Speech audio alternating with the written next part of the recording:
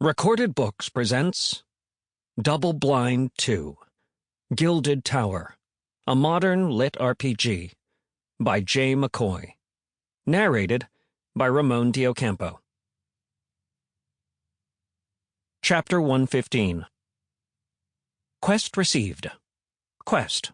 Helpline. Primary objective. Locate Say. Secondary objective. Question mark. Personal objective. Remain unidentified by other users. Threat level, low. Experience gains. Time limit, question mark. Reward, question mark. The quest objective was so vague it was almost non-existent, to the point that I wondered if the non-specific nature was some sort of mind game.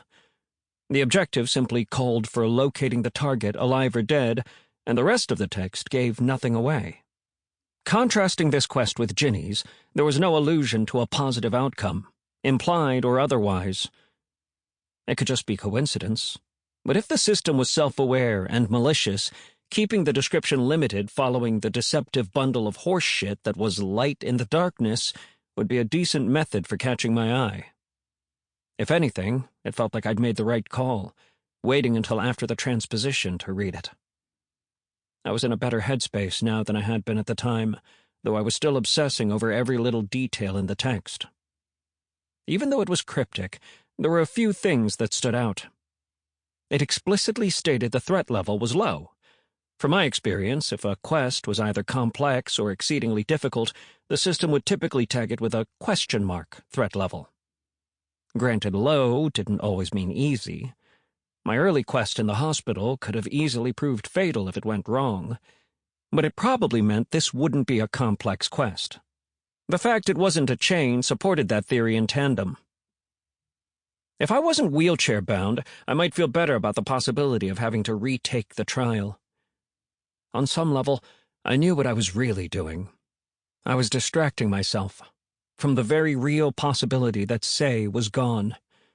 Any doubt remaining in my mind had evaporated once the transposition started. Whatever was happening, it wasn't about correcting or fixing us, as the overseer implied.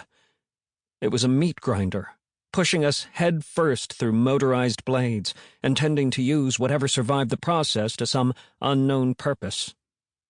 And I held little hope for a meat grinder's mercy. "Race cake!" Our driver shoved the open mouth of a cylindrical plastic bag toward me and wiggled it, so the wrinkled plastic seemed to wave. I took the opportunity to study Kinsley's henchman, Steinbeck. That was how he'd introduced himself. Last name and nothing else.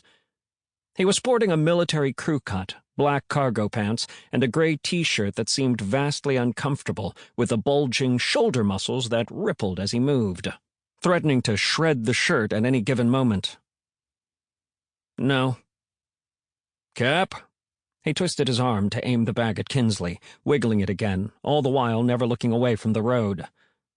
"Later. Save me a few." Kinsley shook her head. She looked similarly stressed, though likely for different reasons. Her eyes were glazed over, and she was navigating system screens furiously, probably messaging. 10-4.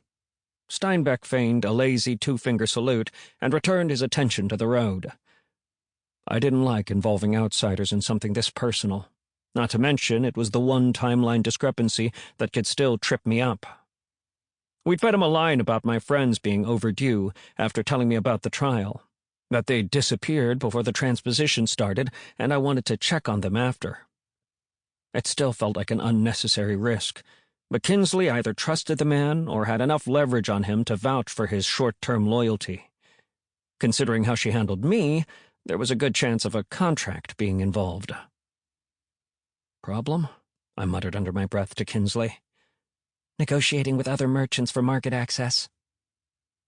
"I respect the hustle, but is that really what you need to focus on right now?" I asked. There were half a dozen things off the top of my head that seemed more important. Kinsley's expression soured. "Once the transposition ended, automatic restocking stopped completely." I took a drink of one of the tall glass potions and fought down a gag as the thick, acrid fluid worked its way down my throat and into my stomach, a process I could vividly feel all the way. Sample complete. Ready to continue?